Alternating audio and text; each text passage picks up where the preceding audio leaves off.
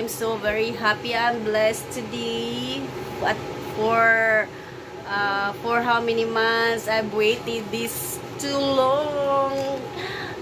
Finally, I got it. So very thankful, oh Lord. Thank you for this. Hello guys, good morning. For today's video, I'm going to share with you what I got today. Ilang buwan ko tong iniintay, guys. I'm so happy na iyak. Dinaan namin sa ano? Municipal of Hapali. Yung unang request ko is naka-address sa Aloginsan, Cebu. So, hindi dumating kasi nasama sa sunog yata nung sa post office sa Manila yung main na post office. So, nag-request po ako ulit. First request ko na. Ito. Iniisip ko, tsaka pinalitan ko yung address niya. So, dito na sa Apalit, Pampanga. So, kanina, may dinaanan kami. So, sabi ko sa kanya, daan tayo sa post office. Check natin kung dumating na to kasi nag 1 month na siya. So, it's here na. Happy. Happy din siya yung taga-video. So, we're going to open this one. Paano ba to? Remove side each first. Side down, side. Side daw, side. This one. Ooh! Remove muna natin. So, kung akala ko guys, ma-stop na yung ano ko kasi mag-performance na to sa August 16. Kasi yung namuni po ako April. Nag-sale sila ng April. So tamang-tama April 26. So tama-tama ng pagka 1 month po talaga na dapat dumating na yung sinid ng ano. Yun nga yung nangyari. So wala, para akong nanghihina.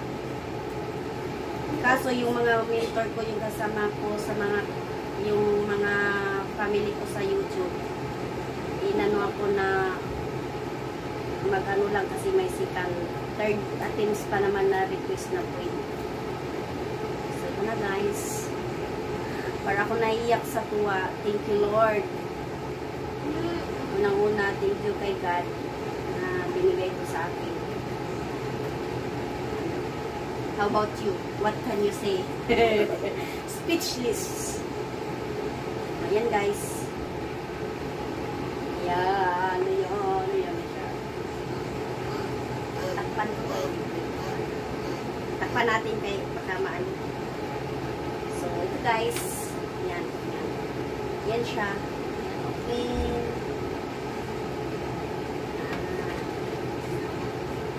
Sana ayan. So, ayan. Ano ko na to, mamaya siguro. Parang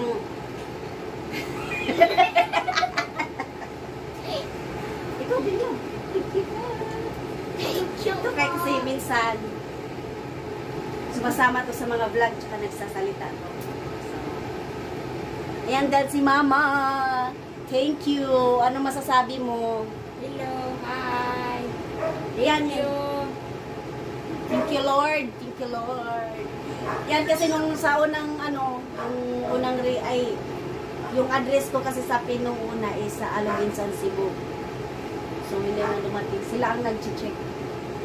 Kaya nung nag-request ako sikan, nilipat ko na yung address dito. So yun guys, excited din siya. Magpursige na yan lalo na gagawa ng video. Ay, gisalam. Yan. So, yan lang for today. So, kas, dumating din. Dumating din siya. Para akong naiyak na I don't know how ewan ko. Basta thank you Lord. Kasi kung wala si Lord, wala din ito. Harding gabi-gabi po akong nagdarasal dito. So, that's for today.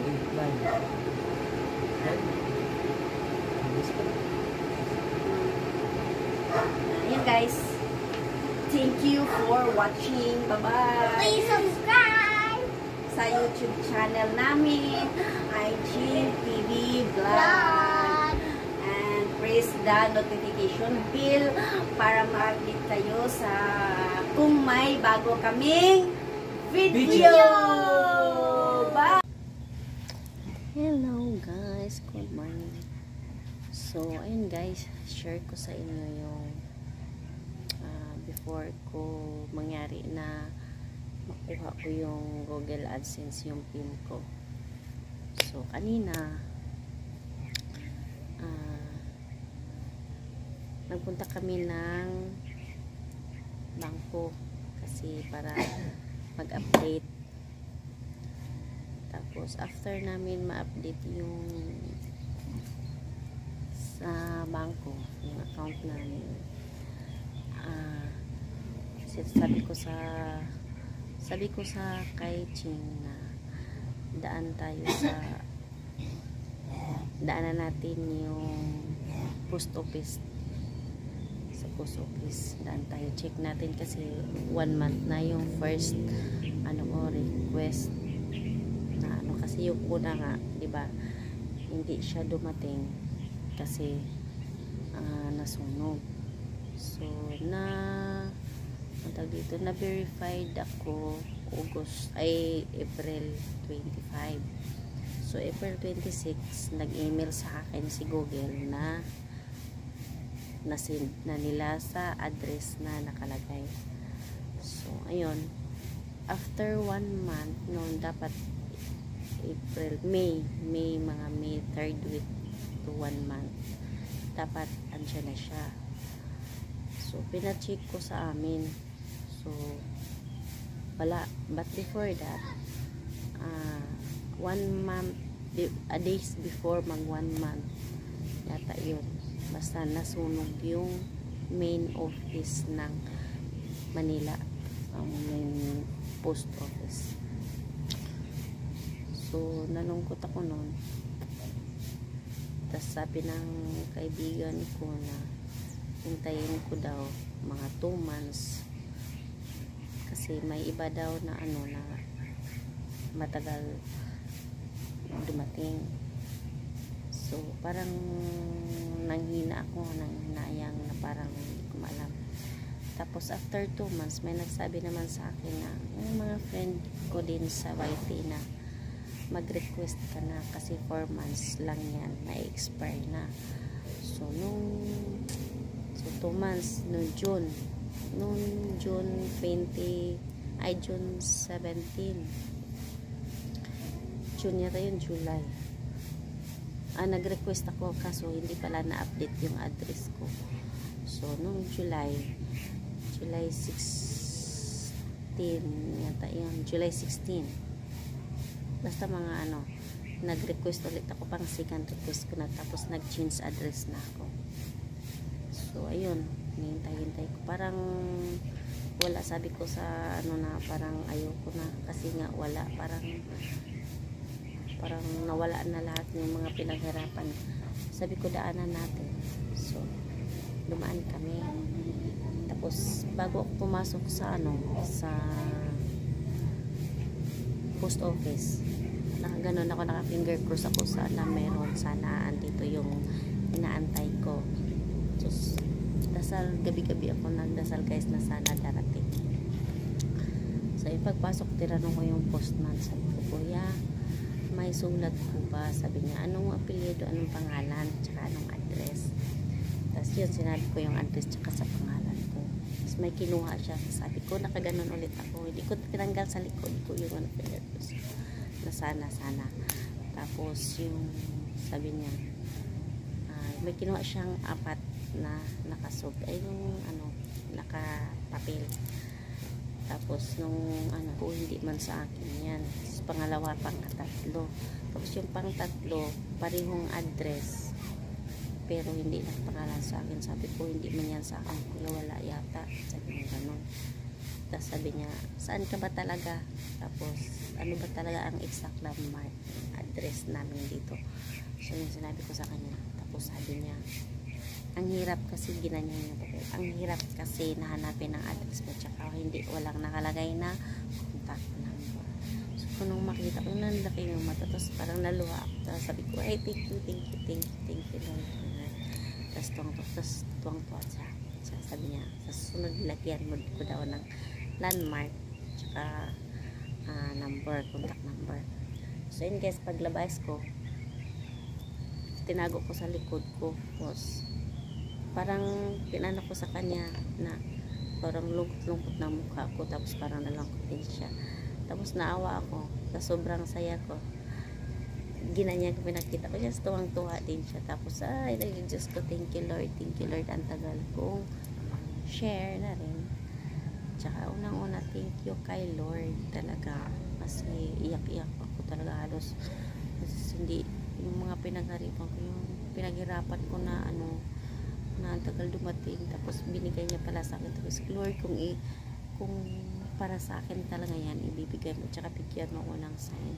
So yung humingi ako sa kanya ng sign, may premiere ako ng na yun.